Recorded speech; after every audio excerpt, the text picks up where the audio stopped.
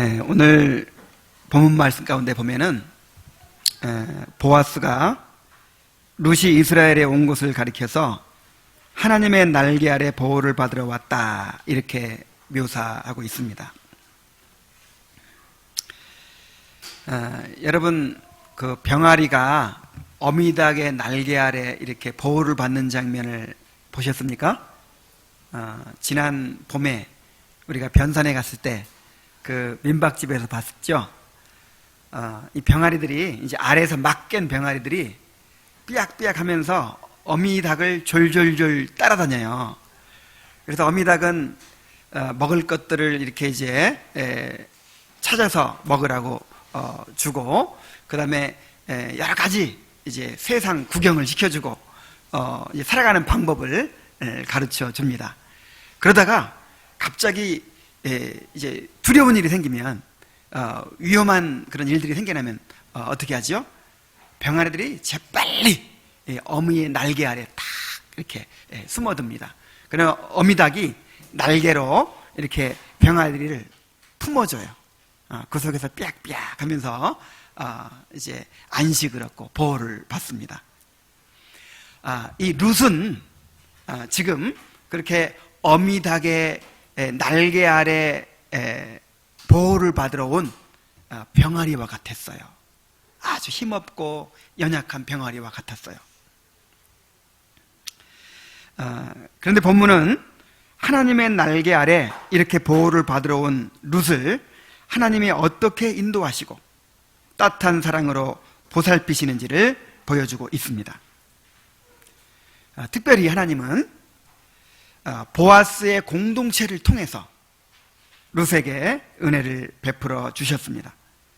그래서 우리는 이 말씀을 통해서 하나님이 하나님을 찾는 자들에게 어떻게 은혜를 베푸시는지, 또한 하나님의 백성들이 어떻게 하나님의 은혜의 통로가 될 수 있는지를 우리에게 보여주고 있습니다.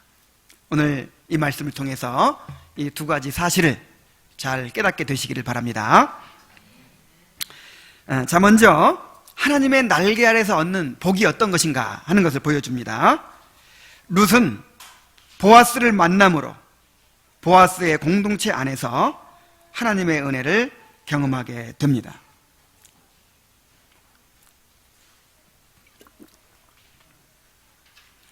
이 보아스라고 하는 사람은 아주 경건한 사람이에요. 그래서 다른 사람들에게 복이 되는 그런 사람이었어요. 이 보아스가 밭에 와가지고 일꾼들과 인사를 주고받는 것에서부터 그것을 우리가 발견할 수 있어요. 자, 보아스가 밭에 와가지고 맨 먼저 뭐라고 말합니까? 여호와께서 너희와 함께 하시기를 원하노라, 이렇게 축복을 해요, 일꾼들에게. 그러니까 일꾼들도 그를 축복합니다. 여호와께서 당신에게 복 주시기를 원하나이다. 정말 얼마나 아름다운 모습입니까? 보통 이 많은 사람들을 거느리는 이 오너들은요, 이 성질 더러운 사람들이 많습니다. 이렇게 남 생각하고 배려하고 그래가지고는 이 높은 자리에 올라갈 수가 없어요. 돈 벌 수가 없어요. 그래서 이제 이 남을 거느리는 사람은요, 저도 이제 뭐 그 일할 때도, 사회에서 일을 좀 할 때도 이렇게 다른 사람을 좀 두고 있어 봤고, 그 다음에 이 교회에서도 이제 교육자들을 이렇게 이제 함께 있어 봤어요. 그래서 항상 이렇게 이제 남을 통솔하는 사람은 좀 이렇게 마음이 좀 삭막해지기가 쉬워요. 이 사람이 어떤 마음을 가지고 있을까, 어떤 어려움이 있을까, 이런 거 생각하기보다는 일을 생각하게 되잖아요. 그래서 또 일을 안 하고 지금 뭐들 하고 있는 거야? 더 일을 해야 되는데 뭐 하고 있는 거야? 자꾸만 이렇게 이제 일 중심으로 바라보고, 그래서 사람들을 그렇게 좀 감시하는 그런 마음이 되기가 쉽습니다. 그래서 보아스도 지금 많은 일꾼들을 데리고 추수하고 있죠. 그래서 추수밭에 와가지고 무슨 생각을 하겠어요? 지금 제대로 일은 하고 있나? 이렇게 볼 거 아니에요. 그런데 그런 마음으로 바라보지 않아요. 일꾼들에게 너희에게 여호와께서 너희와 함께 하시기를 원하노라 이렇게 축복하는 거예요. 정말 이런 사업장 찾기가 어렵죠. 아무리 그리스도인이 사장이라고 해도 어쩔 수가 없어요. 고용주는 고용주예요. 그런데 너희에게 여호와께서 너희에게 함께 하시기를 원하노라 이렇게 축복하는 거예요. 또 일꾼들도 여호와께서 당신에게 복 주시기를 원하나이다 이런 마음으로 일을 하니 얼마나 좋겠어요. 고용주는 이런 마음으로 일꾼들을 생각하고 또 고용인들은 이런 마음으로 일을 하는 거예요. 우리 사장님 정말 복받게 해야 돼. 우리 나한테 일하는 일꾼들이 복받게 해야 돼. 자, 정말 이런 관계를 맺게 되기를 바랍니다. 우리 지금 내가 근무하고 있는 사장이 그런 마음으로 나를 일을 안 시키더라도 여러분 그렇게 일을 해야 돼요. 그리고 밭에서 이삭을 줍고 있는 룻을 발견하고 관심을 가집니다. 이는 누구의 소녀냐? 이 사람들은요, 이 자기 생각이나 일에 대한 생각으로 가득 차 있으면 다른 사람이 눈에 잘 안 들어옵니다. 추수하는 일에 마음을 쏟느라 보잘것없는 여자 하나 있든 말든 상관 안 하게 되는 거예요. 저는 아침에 잠깐 와서 이 말씀을 다시 묵상하면서 갑자기 그냥 부끄러워졌어요.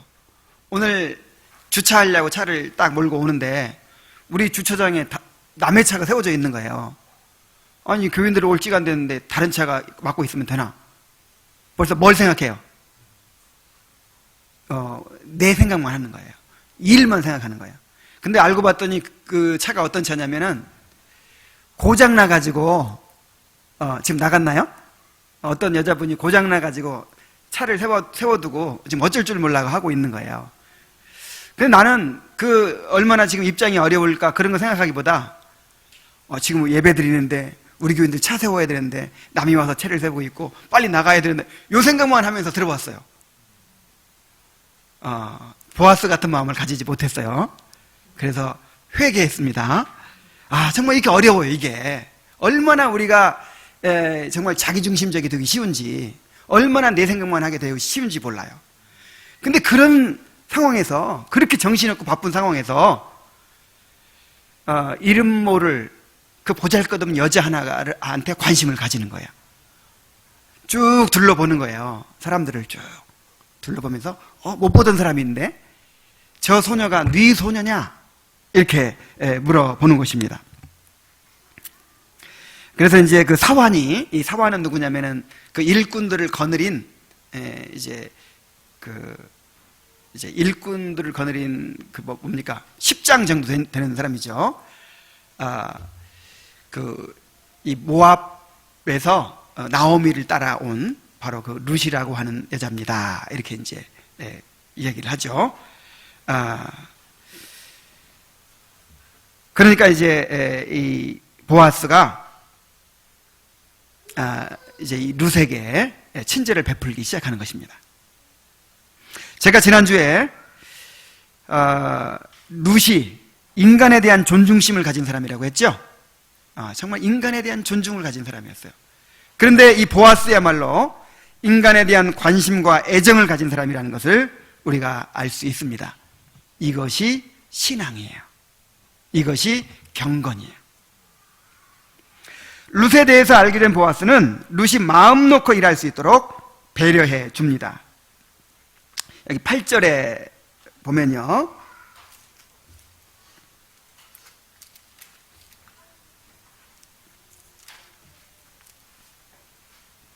보아스가 룻에게 이르되 내 딸아 들으라.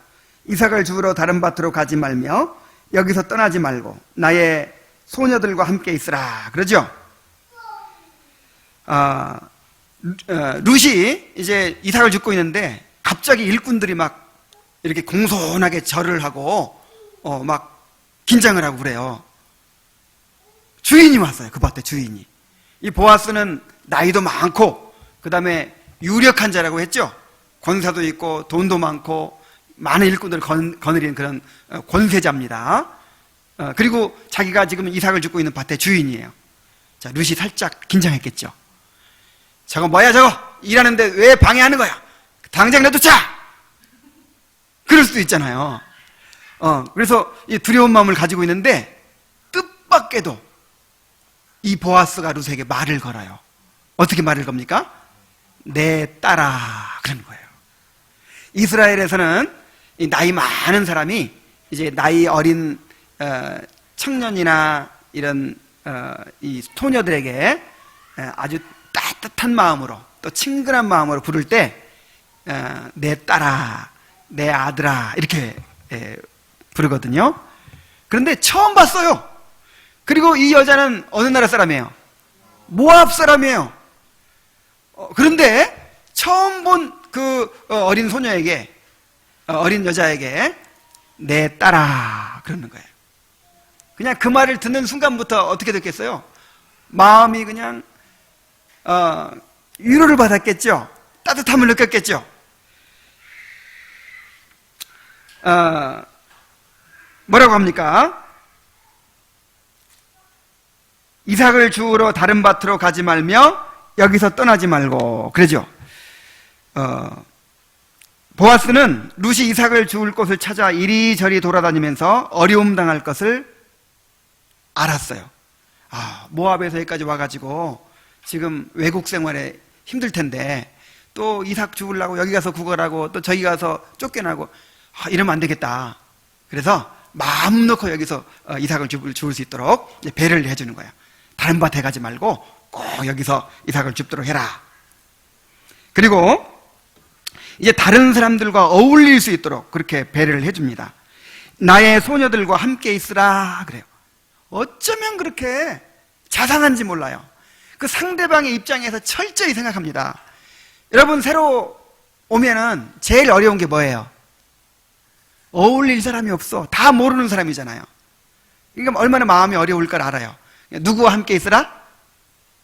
나의 소녀들과 함께 있으라. 나의 소녀들은 누구냐면 이제 일꾼들이 막 이제 이 보리를 뱁니다. 보리를 베가지고 땅에 딱 놔요. 여러분 추수해 보셨어요? 저는 많이 해봤습니다. 이렇게 벼를 벤다든지 그 보리를 베면 막 베가지고 땅에 딱 놔요. 그럼 뒤에서 이제 그 여자들이 그것을 묶어요, 단으로. 아마 여기도 그런 방식으로 추수가 진행되고 있었던 것 같아요. 근데 그 묶는 여자들은 누구냐면 소녀들, 룻 또래의 사람들이에요. 나이 좀 젊은 여자들.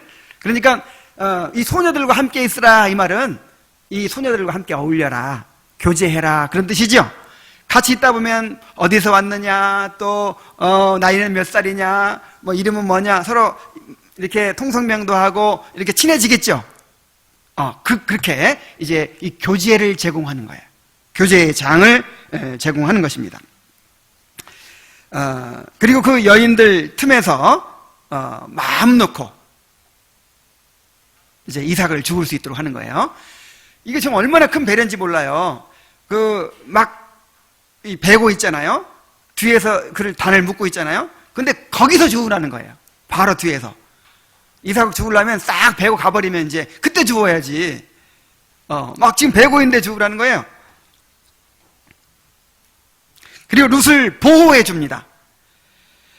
그들이 베는 밭을 보고 그들을 따르라. 내가 그 소년들에게 명령하여 너를 건드리지 말라 하였느니라. 지금 일꾼들이 열심히 나서로 곡식을 베고 있는데 바로 뒤에서 얼쩡거리면 짜증나죠. 저리 좀 가요, 저리 좀. 막 그럴 수도 있어요. 그리고 남자들이 모이면 그냥 막 농담하고 막 함부로 얘기하고 막 그러죠.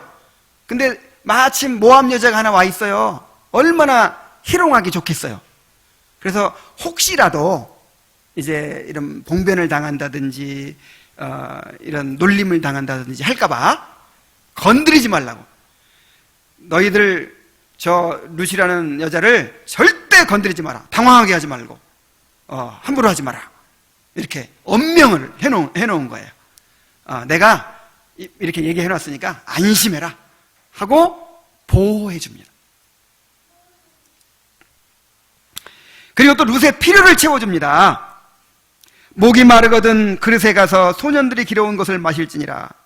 여러분 여기서는 물 한 병 주는 거 아무것도 아니죠. 근데 당시에는 이 이스라엘 나라는 물이 귀해요. 그래서 멀리서 우물에서 길어와야 되는 거예요. 길어다가 이제 일꾼들 마시라고 주는 거예요. 근데 보아스는 단지 이삭을 주워가는 것뿐만 아니라 이삭을 주면서 땀나겠죠. 덥겠죠. 목마르겠죠. 그러면 요즘처럼 이런 생수병이 있습니까? 아니면 무슨 가까운 데 우물이 수돗물이 있습니까? 이런 것까지 다 배려하는 거예요. 혹시 목마르거든 일꾼들을 위해서 길어온 물을 마음껏 마셔라.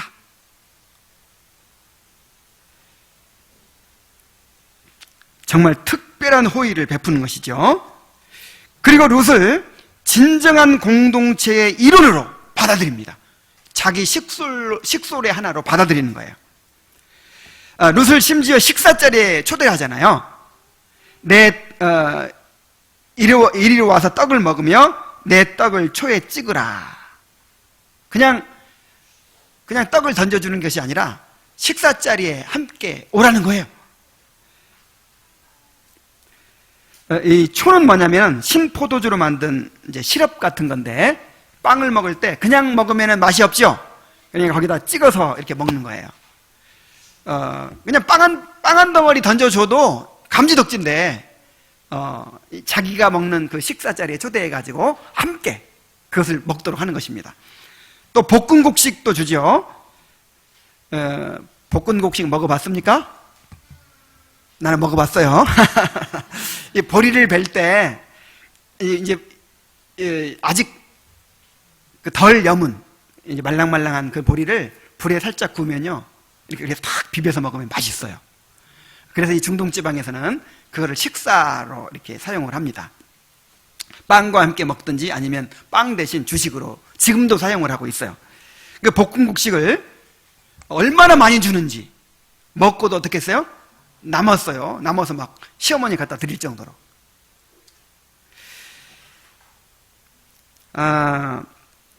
이 유대인들은요 식사 자리에 아무나 초대하지 않습니다. 정말 친구라든지 가족이라든지 완전히 신뢰할 수 있는 그런 사람만 식사 자리에 초대해요. 그래서 요한계시록 3장 20절에 보면은 예수님께서 이렇게 그 영혼들을 초대하실 때 식사 초대를 하시죠. 볼지어다 내가 문 밖에 서서 두드리노니 누군지 마음을 열면 내가 그에게로 들어가서 그로 더불어 먹고 그는 나로 더불어 먹으리라. 뭐 하자는 거예요 지금? 밥 먹자. 같이 밥 먹자 그거잖아요.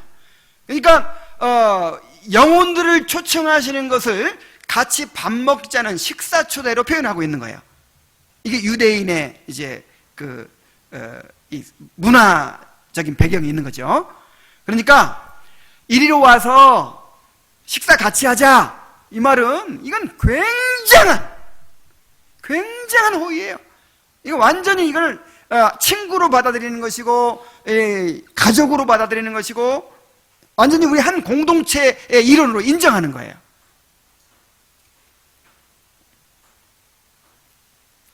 이러한 보아스의 호의는 그야말로 상식 이상이었습니다. 이거는 그냥 인심 좋은 사람이 베풀어 줄 수 있는 그런 종류의 이런 호의가 아니라 이 상상을 초월하는 어디서 발견할 수 없는 그런 호의인 거예요. 그래서 룻이 정말 감명을 받죠. 이거 보세요. 한 가지 빼먹었네. 룻의 호의를 한 가지 빼먹었어요. 식사 후에는 다시 한번 일꾼들에게 특별한 당부를 하죠. 룻을 꾸짖지 말고 또 일부러 이 곡식단에서 하나씩 뽑아서 버리라는 거예요. 여러분, 이 농사 짓는 사람은요 마지막 추수할 때 그게 결국 열매죠. 그래가지고 그 나달이 함부로 떨어진다든지 이삭이 함부로 떨어지는 거 굉장히 크게 신경을 씁니다. 제가 저 시골에 있을 때 그때는 이제 목회할 때가 아니라 그냥 그 교회 청년이었을 때 이제 추수를 도와준다고 그렇게 벼베를 갔어요. 근데 막 어설프게 하느라고 막 벼를 베면서 나달을 떨어뜨리고 막 이렇게 막 이삭을 떨어뜨리고 막 그랬어요. 그랬더니 주인이 막 완전히 막 화가 나가지고 하지 말라고 저리 가라고 그러는 거예요. 1년 동안 다 망치게 생겼어요. 이렇게 신경을 쓰는 거예요. 그런데 보아스는 지금 뭐라고 그래요? 이 곡식을 베면서 일부러 좀 버리래요. 혹시라도 룻이 이삭을 못 주울까 봐 더 많이 주워갈 수 있도록 일부러 버리라는 거예요.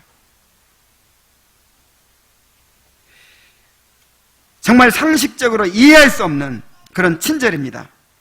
이렇게 큰 친절을 베풀면서도 조금도 상대방의 자존심을 상하게 하지 않아요. 상대방을 무시하지 않아요. 내가 이렇게 주니까 좀 무시해도 되죠? 근데 그러지 않아요. 이 룻이 나중에 막 한 에바나 그렇게 이삭을 주워가죠? 근데 자기가 수고해서 가져가는 거예요. 그냥 동정으로 그냥 던져주는 게 아니라 내가 열심히 일해가지고 주워갈 수 있도록 그렇게 배려를 해주고 있는 거예요. 이러한 룻의 상식을 뛰어넘은 친절에 보아스가 크게 내가 지금 뭐라고 하죠? 보아스의 친절에 룻이 감동을 했어요. 보아스는 이 밭을 소유하고 있는 또 많은 종들을 거느린 부유하고 권세가 있는 사람이었습니다. 그러나 룻은 가난한 과부요 이방인이었어요. 남의 밭에서 이삭이나 주워서 생계를 유지해야 하는 보잘것없는 여인이었어요. 그런데 보아스가 이렇게 자격 없는 여인에게 상상할 수 없는 그런 호의를 베푸는 것입니다. 그래서 룻이 어떻게 반응을 합니까? 룻이 엎드려 얼굴을 땅에 대고 절하여 가로되. 자, 얼굴을 땅에 대고 절하는 이 자세는요, 왕에게 경의를 표할 때나 아니면 신을 경배할 때 그런 자세를 취하죠. 그러니까 이 룻이 지금 보통 감명받은 게 아니죠. 룻이 보아스의 친절에 크게 감동하고 있음을 보여주는데, 룻은 이것이 단순히 인간적인 친절을 뛰어넘어서 지금 하나님이 보아스를 통해서 나에게 은혜를 베풀어 주고 계신다. 하나님이 이 보아스를 통해서 나에게 이렇게 필요를 채워주고 계신다. 나를 보살펴 주고 계신다 하는 것을 지금 깨닫고 있는 거예요. 그런 마음으로 보아스에게 엎드려서 얼굴을 땅에 대고 절하고 있습니다. 내 주여, 내가 당신께 은혜 입기를 원하나이다. 나는 당신의 하녀 중에 하나와도 같지 못하오나 당신이 이 하녀를 위로하시고 마음을 기쁘게 하는 말씀을 하셨나이다. 지금 보아스의 그 위로와 격려와 이 보아스가 해본 친절이 충분히 이 룻을 위로하고 격려하고 그 룻을 이렇게 세워주었다는 걸 알 수 있죠. 지금 룻이 단지 볶은 곡식 주셔서 감사합니다, 빵을 주셔서 감사합니다, 이삭 주셔서 감사합니다 하지 않고 뭐라고 그래요? 나를 위로해 주셔서 감사합니다. 마음을 기쁘게 하는 말씀을 해주셔서 감사합니다. 진정으로 위로받고 있는 거예요. 진정으로 격려받고 있는 거예요. 정말 이렇게 사람을 섬길 수 있으면 얼마나 좋을까요?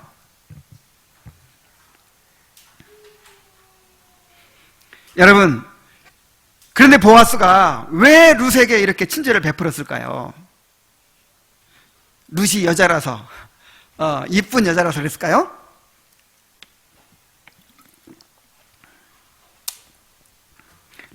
보아스가 원래 그렇게 인격이 훌륭한 사람이었기 때문이었을까요? 그렇지 않습니다. 이것은 이 보아스의 신앙이었어요. 하나님을 경외하는 태도가 이렇게 나타나는 것입니다. 그리고 여기서 우리는 하나님이 하나님을 찾는 자들에게 은혜 베푸시는 방법을 알 수 있어요. 하나님이 하나님의 날개 아래 보호를 받으러 온 사람들에게 어떤 방법으로 은혜를 베푸시는지를 우리가 발견할 수 있다라고 하는 것입니다. 자, 지금부터 잘 들어보세요. 자, 보아스가 왜 그렇게 친절했습니까? 보아스는 룻이 어떻게 해서 이스라엘에 오게 되었는지를 알았습니다. 11절 보세요. 보아스가 그에게 대답하여 이르되 내 남편이 죽은 후로 내가 시어머니에게 행한 모든 것과 내 부모와 고국을 떠나 전에 알지 못하던 백성에게로 온 일이 내게 분명히 알려졌느니라. 룻이 왜 이스라엘에 오게 되었는지 그걸 이제 아는 거예요. 룻은 왜 왔어요? 룻이 왜 시어머니에게 그렇게 잘한 거예요? 룻이 왜 이스라엘까지 온 거예요? 신앙 때문이잖아요. 하나님의 백성이 되기 위해서 그렇게 한 것이잖아요. 그래서 보아스는 룻이 이 공동체 안에서 하나님의 은혜를 누리게 되기를 간절히 원했습니다. 12절 보세요. 여호와께서 내가 행한 일에 보답하시기를 원하며 이스라엘 하나님 여호와께서 그의 날개 아래 보호를 받으러 온 내게 온전한 상 주시기를 원하노라. 그리고 한 가지, 이렇게 더 다 룻에게 마음이 갔던 이유가 또 한 가지 있었을 것 같아요. 자, 보아스가 누구의 아들일까요? 이 살몬이라는 사람의 아들인데, 살몬의 아내가 여리고의 기생 라합이에요. 자기 어머니도 여리고의 기생이었었는데 얼마나 자격 없습니까? 얼마나 부족합니까? 그런데 여리고의 기생이었던 라합이 은혜를 입어가지고 여리고가 다 멸망하는데 구원받았잖아요. 그리고 이스라엘 남자와 결혼해가지고 자기를 낳은 거예요. 그래서 어쩌면 이렇게 하나님께서 보아스를 잘 준비해 두셨을까요? 그래서 룻에게 더 이제 마음이 가는 거죠. 결국 보아스의 행동은 하나님을 경외하는 데서 나온 신앙의 행위였습니다. 이것이 바로 신앙이에요. 이것이 바로 경건이에요. 야고보서 1장 27절에 보면은 하나님의 아버지 앞에서 정결하고 더러움이 없는 경건은 곧 고아와 과부를 그 환난 중에서 돌아보고 또 자기를 지켜 세속에 물들지 아니하는 그것이니라 그랬어요. 여러분, 하나님을 향한 경건이 어떻게 표현이 됩니까? 이 가난한 자들을 향한 그런 사랑으로 표현이 되는 거예요.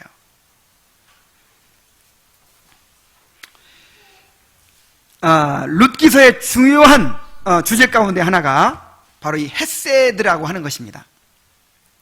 뭐라고요? 자, 이 헤세드라는 말은 이 룻기서 전체를 관통하는 키워드일 뿐만 아니라 구약 성경 전체의 중요한 키워드가 됩니다. 이 헤세드라는 게 뭐냐면은 이 사랑받을 자격이 없는데, 은혜 받을 자격이 없는데도 불구하고 하나님께서 언약을 주셨기 때문에, 언약의 백성이기 때문에 그렇게 베풀어 주시는 그런 무조건적인 사랑, 또 자기 희생적인 그 하나님의 사랑을 가리켜서 헤세드라고 해요. 간단히 말하면 언약적인 사랑, 그런 뜻이에요. 자, 헤세드가 뭐예요? 언약적인 사랑. 자, 신약에 이 헤세드와 비슷한 말이 있죠? 아가페. 아가페라고 하는 것이 그냥 이런 인간적인 사랑을 말하는 게 아니고 그 하나님의 무조건적인 사랑, 자기 희생적인 사랑, 언약적인 사랑을 말하는 것입니다. 그래서 지금 이 세상에서도 가난한 자를 구제하고 돌보고 이런 사랑이 얼마든지 많이 있죠? 지금 그런 거 얘기하는 게 아니에요. 지금 이 헤세드를 얘기하고 있는 거예요. 보아스가 룻에게 그렇게 친절을 베푼 것이 그냥 사회 동포주의 때문에 그냥 이 어려움 당한 사람, 가난한 사람을 그냥 두고 보지 못하는 그런 인정 많은 사람이기 때문에, 훌륭한 인격을 가지고 있는 사람이기 때문에 그렇게 한 것이 아니고, 보아스는 하나님의 헤세드를 경험한 사람이에요. 그래서 그 하나님의 헤세드를 경험하고 하나님을 경외하다 보니까 그것이 다른 사람에게 흘러나온 것이라는 것입니다.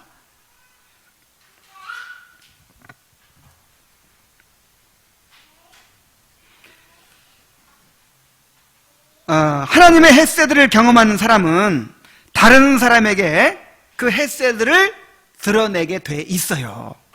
그래서 마태복음 5장 마태복음 5장이 아니죠. 누가복음 6장 36절에 예수님께서 이렇게 말씀하셨습니다. 너희 아버지의 자비로우심 같이 너희도 자비로운 자가 되라. 자, 하나님의 자비로움이 어떻게 드러나죠? 자격 없는 자에게 자비를 베풀어요. 오래 참으신단 말이에요. 하나님의 사랑은 온유한 사랑이에요.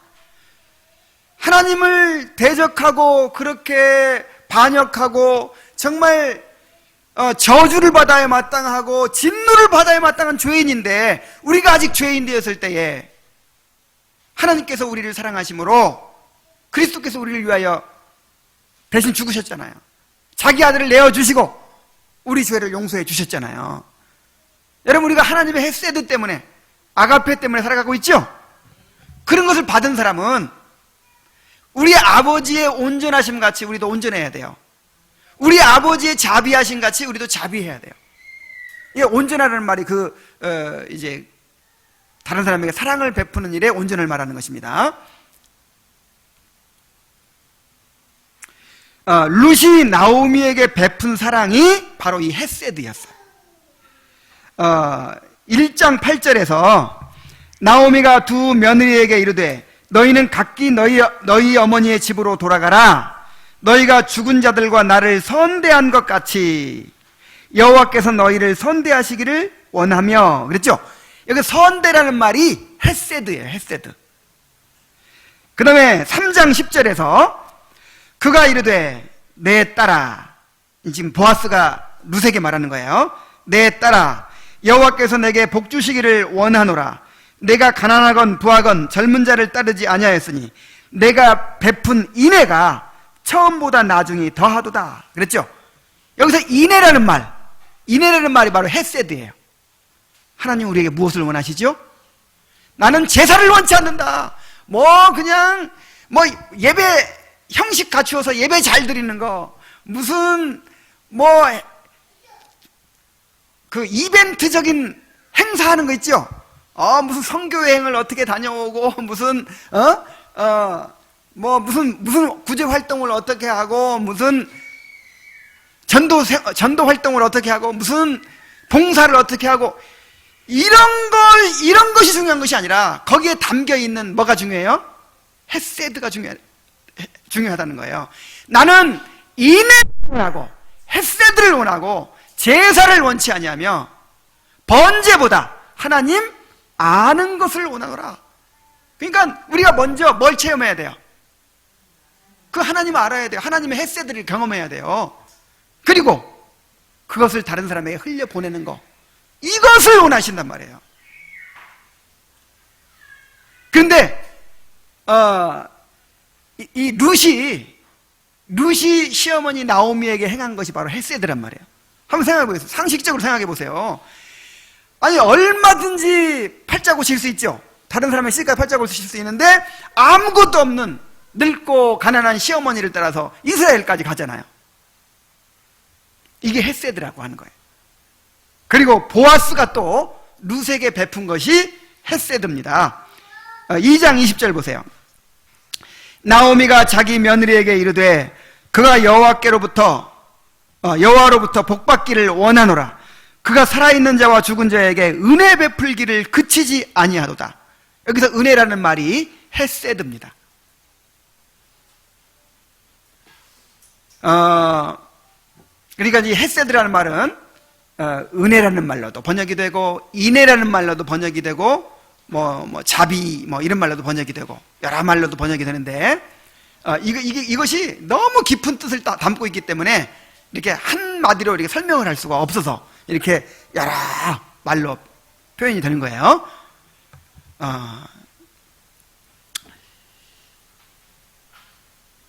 이것이 바로 하나님이 사람들에게 은혜를 베푸시는 방법이에요. 하나님이 사람들에게 헤세드를 베푸시는 방법이에요. 하나님을 찾는 사람들에게 은혜를 베푸실 때 직접적으로 그렇게 은혜를 베풀지 않으십니다. 룻이 이스라엘에 왔는데, 베들레헴에 왔는데, 아이고 내가 너의 믿음에 보상하겠다 그러면서 막 하늘에서 막 양식이 쏟아지게 했습니까? 그렇지 않았죠. 누구를 통해서 베푸셨어요? 보아스를 통해서, 보아스의 공동체를 통해서 이 헤세드를 베푸셨단 말이에요. 하나님은 자기 백성들에게 헤세드를 베푸시고 이 헤세드가 그 백성들을 통해서 드러나게 하십니다. 그래서 아예 율법에 그렇게 명시를 했어요.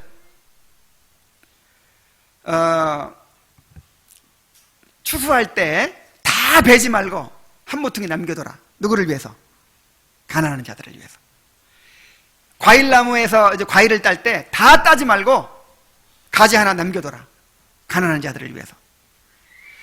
너희들이 추수를 하고 이제 감사의 축제를 벌일 때 반드시 너희 경내에 있는 가난한 자들, 나그네와 또 고아와 과부와 레위인들과 함께 즐겨라.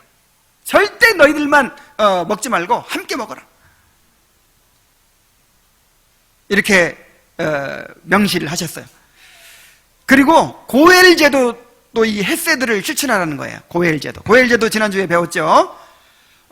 내 친족 가운데 어떤 사람이 기업을 잃어버렸어요. 땅이 남의 이름에 넘어가 버린 거예요. 남에게. 그러면 그 사람은 어떻게 먹고 살아요?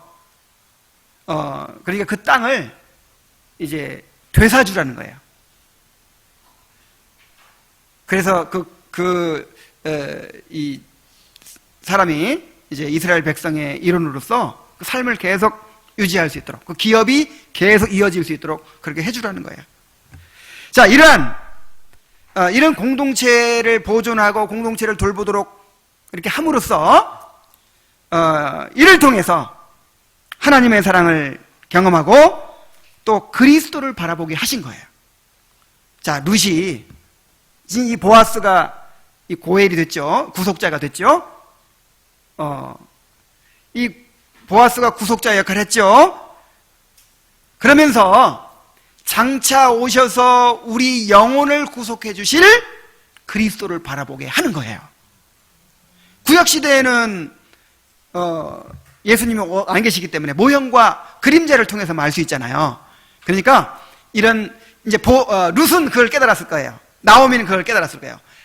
보아스가 구속자의 역할을 해주는 걸 통해서, 맞아, 앞으로 메시아가 오시면 우리의 그 영혼의 빚을, 그 죄를 다 이렇게 갚아주시고 우리가 잃어버렸던 저 하나님의 나라를 소유하게 해주시고 우리를 영원토록 하나님 안에서 그 영광을 누리게 하실 거야. 이렇게 보게 되는 것입니다. 오늘날에도 마찬가지입니다. 하나님은 우리를 통해서 하나님의 사랑과 은혜를 드러내시고자 하십니다. 그렇게 우리와 언약을 맺으셨어요. 출애굽기 19장 5절로 6절 말씀 한번 보겠습니다. 출애굽기 19장 5절로 6절입니다.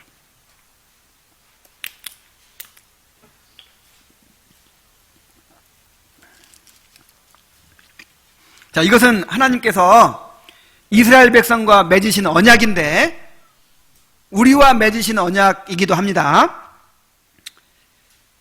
세계가 다 내게 속하였나니 너희가 내 말을 잘 듣고 내 언약을 지키면 너희는 모든 민족 중에서 내 소유가 되겠고. 자, 이 소유가 무슨 뜻이냐면 보배라는 뜻입니다. 보물이라는 뜻이에요. 자, 우리들이, 이 교회가, 또 하나님의 백성이 이 모든 세계 만민 가운데서 하나님의 뭐가 된다? 보물이 된다. 보물. 자, 왜 보물이 될까요?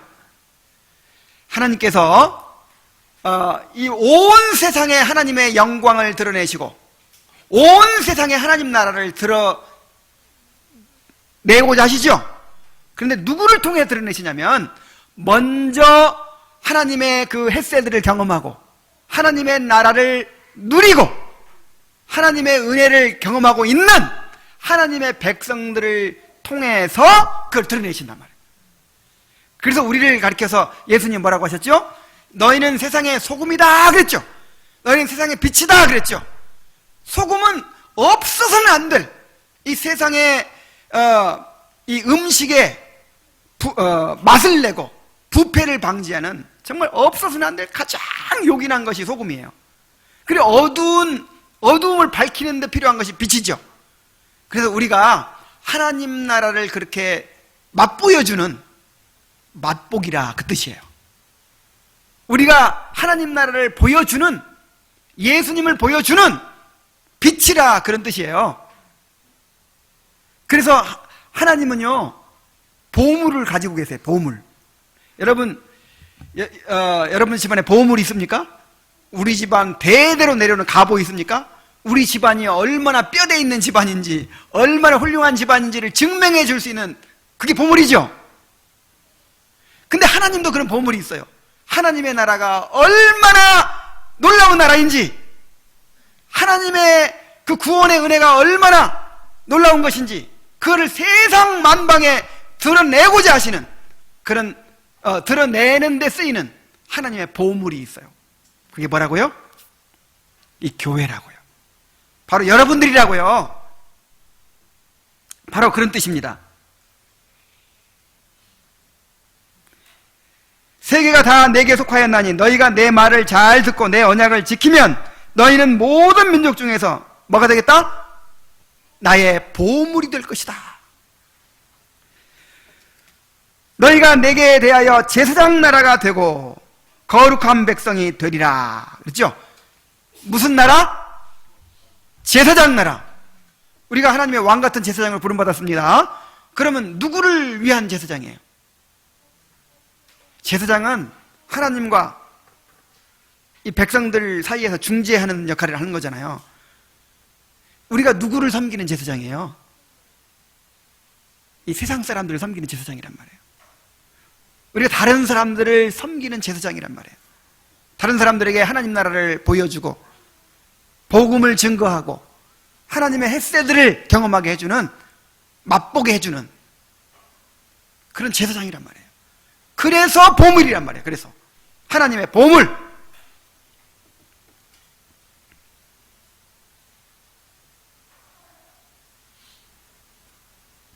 우리가 이 언약의 백성으로 살아야 될 줄로 믿습니다. 하나님을 우리의 방패와 상급으로 누리면서 그것을 다른 사람들에게 드러내야 합니다. 특별히 사람들이 공동체에 와서 하나님의 나라를 맛보게 해야 돼요. 여러분, 이 교회가 하나님 나라의 말하자면 맛보기입니다. 하나님 나라의 맛보기. 그러니까 세상 사람들은 하나님 나라를 어디서 맛봐요? 이 교회에 와서 맛보는 거라니까요. 맛을 안 보고 살 수 있어요? 지금은 맛을 안 봐도 살 수 있어요. 그 수박이 다 맛있어. 근데 옛날에는 그 수박이요, 사왔는데 안 익었어. 사왔는데 맛이 없어. 그래가지고 실패할 때가 많아요.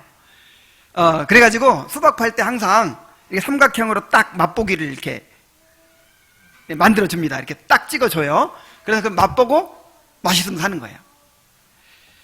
그래서 하나님께서 하나님 나라의 맛보기로 이 교회를 세우셨습니다.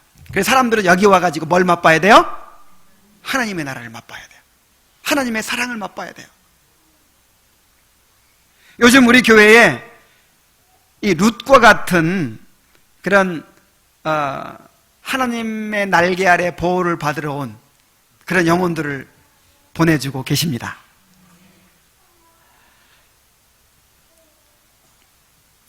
얼마나 참 귀한 일인지 몰라요. 이 교회가, 이 공동체가 하나님의 날개가 되어야 할 줄로 믿습니다. 우리 각 사람이 보아스가 되어야 할 줄로 믿습니다. 이를 위해서 우리가 은혜를 받고 성령으로 충만해져야 돼요.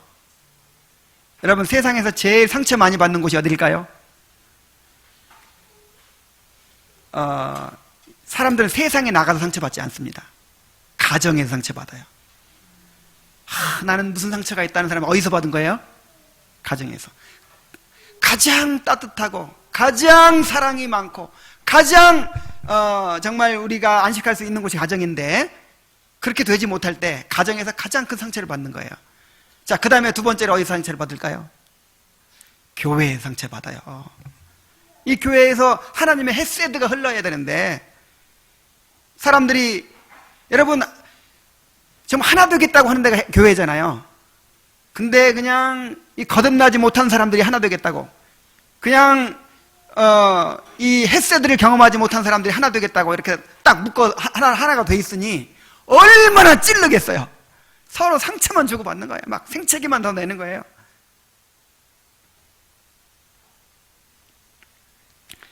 그래서 여러분, 우리 한 사람 한 사람이요, 보아스 같은 사람이 돼야 돼요. 거듭나야 돼요. 성령으로 충만해져야 돼요. 요즘 저는 자주 그런 말을 합니다. 하나님께서 우리에게 요구하시는 수준이, 삶의 수준이 얼마나 높은 것인가. 우리가요, 저부터가 그랬어요. 그냥 오늘날 교인들의 평균 수준보다 좀 나으니까 그거 가지고 아이고 나는 그래도 좀 잘하고 있지, 은연중에 이렇게 하면서 정말 성경에서 제시하고 있는 그 높은 수준의, 하나님께서 원하시는 그 거룩한 백성의 수준을 아예 그냥 도외시하며 살아가는 거예요. 그래서 일주일 동안 예배 드릴 때 이제 뭔가 마음을 새롭게 하고 막 간절히 예배를 드리고 그리고 나서 한 주간 동안에는 또 풀어져 가지고, 이제는 그냥 언제부터 풀어지냐면 주일날 예배 딱 드리고 가면 이제 풀어지죠. 이제 남은 시간 텔레비 보면서 이제 아이고 이제 마음껏 그래서는 안 된단 말이에요. 그러니까 이 성령 충만이라고 하는 걸 여러분 이게 오해하고 있어요, 많은 사람들이. 그러니까 성령 충만이 두 가지가 있어요. 여러분 새벽 말씀을 잘 묵상한 사람은 알 거예요. 어떤 특별한 사명을 감당하도록 하기 위해서 능력을 입히우는 그런 성령 충만이 있어요. 은사와 어떤 능력으로 이렇게 하나님의 강권적인 능력으로 주어지는 성령 충만. 이거는 일시적이에요. 사울도 막 성령 충만 받았잖아요, 그죠? 이거는 계속되지 않습니다.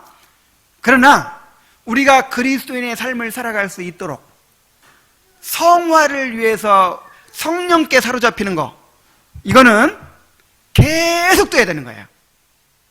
그러니까 뭔가 금식 기도하고 막 철야 기도하고 기도원 갔다가 막 성령 충만했다가 그 다음에 집에 와서는 애들 막 말썽 부리고 그런 막 입에서 막 거친 말 튀어나오기 시작하고 금방 잊어버리고, 이런 거 말고, 이런 게 아니라 성령께 온전히 지배를 당하는 그런 삶이 계속돼야 되는 거예요. 여러분, 바울 사도가 나는 요즘 영적 침체야 그러면서 막 그런 때가 있었을까요, 없었을까요? 있어도 잠깐이에요. 항상 그 수준이 지속되는 거예요. 조나단 에드워즈가 막 완전히 방종하게 됐다가 다시 또 막 이래서는 안 되고 열심히 또 막 살고 이랬을까요? 그렇지 않아요. 어떤 수준 이하 내려오질 않아요. 계속. 그래야 영향을 미칠 수 있어요. 그래야 영향을 미칠 수 있어요. 제가 이 말씀을 묵상하면서 한번 생각을 해봤어요. 세 종류의 사람이 있다. 세 종류의 사람. 플러스 인생이라고 하죠. 플러스. 영적인 얘기를 하는 거예요. 그러니까 성령이 충만하면 흘러나오죠. 보아스처럼.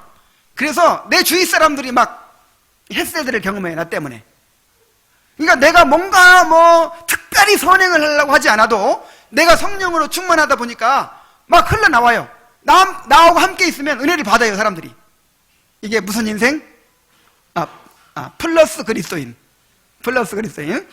근데 어떨 때는 조금 뜨거워졌다가 금방 그냥 메말라버리고 불신자들처럼 살아요. 이렇게 올라갔다 내려갔다 이렇게. 자, 이런 사람은 플러스가 안 되겠죠. 제로. 그냥 겨우 자기만 유지하고 살아요. 자, 그 다음에 이제 세 번째가 문제예요. 세 번째. 마이너스 그리스도인이 있어, 마이너스. 그러니까, 완전히 그냥 뭔가를 남에게 은혜가 되고 복이 되는 삶을 사는 게 아니라 불평불만이 가득해요. 그러니까 뭔가 서운해하고 상처받고 왜 나를 이렇게 안 해주나? 왜 이 교회는 사랑이 없나? 왜 이렇게 하나? 목사님은 왜 이렇게 설교를 길게 하나? 하여간 뭐 불만이 많아. 뭐 그냥 야, 이런 사람은 플러스도 아니고 제로도 아니고 뭐예요? 마이너스예요, 마이너스. 그냥 진을 빼요, 사람들. 그냥 그 분위기를 그냥 이렇게 막 위축시키는 거예요. 사람을 힘들게 하는 거예요. 여러분, 이렇게 살아가지고 어떻게 소금이 되고 어떻게 빛이 됩니까? 어떻게 하나님 나라의 맛보기가 됩니까? 그 맛을 보면 누가 하나님 나라를 사겠어요? 우리는 지속적으로 성령 충만한 삶을 살아야 합니다. 그렇지 않으면 죄에 빠져 있는 것입니다. 그래요, 안 그래요? 중간이 없어요. 내가 지금 성령의 지배를 받고 살아가고 있든지 아니면 육신의 지배를 받고 있든지 둘 중 하나예요. 육신의 지배를 받고 있다고 하는 것은 그 자체가 죄예요, 죄. 그래서 회개해야 돼요. 내가 지금 보아스처럼 정말 이렇게 플러스가 되고 있지 못하고 있는 상태에 있다면 회개해야 됩니다.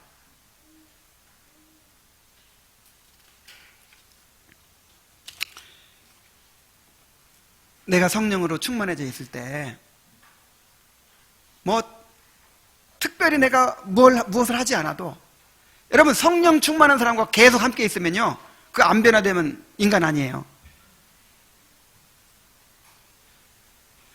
우리는 누군가 영향을 받죠. 어떤 사람이 영향을 받아. 욕 잘하는 사람하고 계속 같이 있어보세요. 나도 모르게 욕이 튀어나와요. 정말 성령으로 충만한 사람하고 같이 살아보세요. 그 사람이 내 아내야, 그 사람이 내 남편이야. 그렇게 20년을 살았어. 그 안 변하면요 인간 아니라니까요.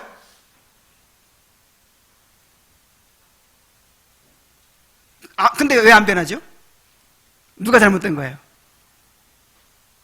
내가 그리스도인이라고 하면서 이름만 그리스도인이었던 거예요. 적당한 삶에 머물러 있었던 거예요. 성령 충만한 삶을 살아야 됩니다. 은혜를 보존해야 돼요. 은혜가 메마르지 않게 해야 돼요. 그래서 여러분, 복 있는 사람은 악인의 꾀를 쫓지 아니하며 죄인의 길에 서지 아니하며 오만한 자의 자리에 앉지 아니하고 오직 여호와의 율법을 즐거워하여 그 율법을 주야로 묵상하는 자라고 그랬죠. 은혜를 잃어버리지 않으려고 이 제로가 되지 않고 마이너스가 되지 않으려고 무진을 하는 거예요. 주야. 정말 여러분 그 성령 충만을 잃어버리는 것을 죄로 여겨야 돼요.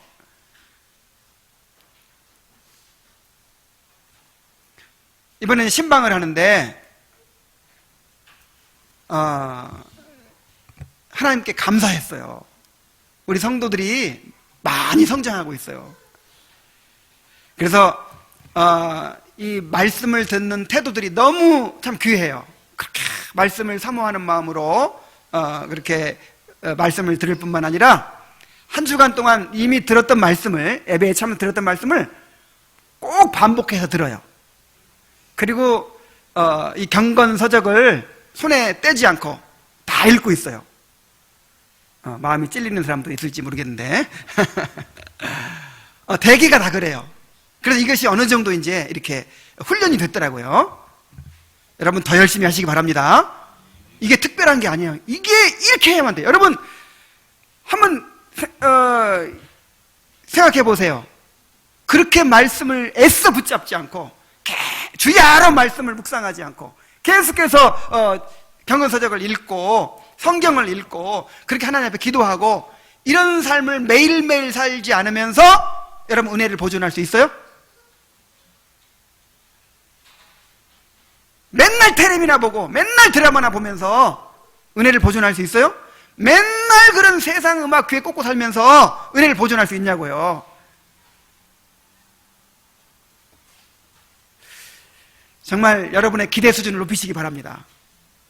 정말 이 대충 살도록 돼 있지 않아요. 그리스도인들은 하나님이 정말 보배로 여기시는 그런 그리스도인들은요, 이 대충 사는 사람들이 아니에요. 정말 거듭난 그리스도인은 그렇게 대충 살게 돼 있질 않아요. 내 상태를 바라보면서 애통하지 않을 수가 없고 하나님의 은혜를 날마다 구하지 않을 수가 없는 것입니다. 왜 내 주위 사람들이 이렇게 늦게 변할까요? 왜 내 주위 사람들이 이렇게 빨리 안 변할까요? 하나님께서 먼저 나를 변화시키고자 하시는 것입니다. 내가 아직 루처럼 되지 못하고 있는 거예요. 보아스처럼 되지 못하고 있는 거예요. 소금이 맛을 잃고 있는 거예요. 빛이 가물가물한 거예요.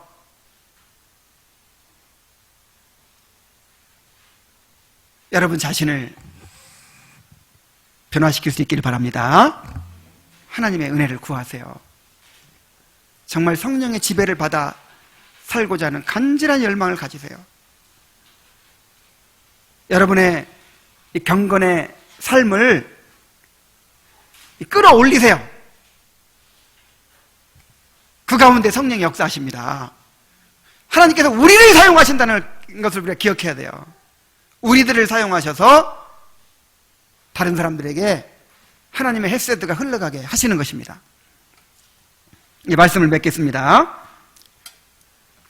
모든 사람들이 자기 소견에 옳은 대로 행하던 사사시대에도 보아스와 같이 하나님을 경외하며 언약에 신실한 그런 사람들이 있었습니다.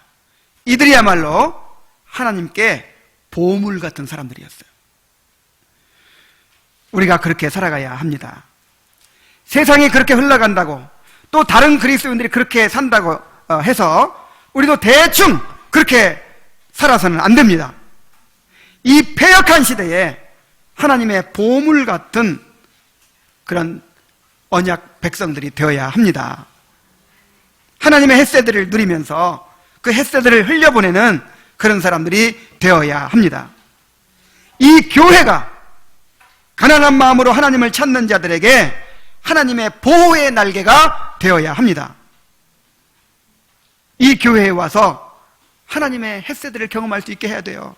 그러려면 우리가 더 끌어올려져야 됩니다. 우리 공동체에 부흥이 일어나야 됩니다.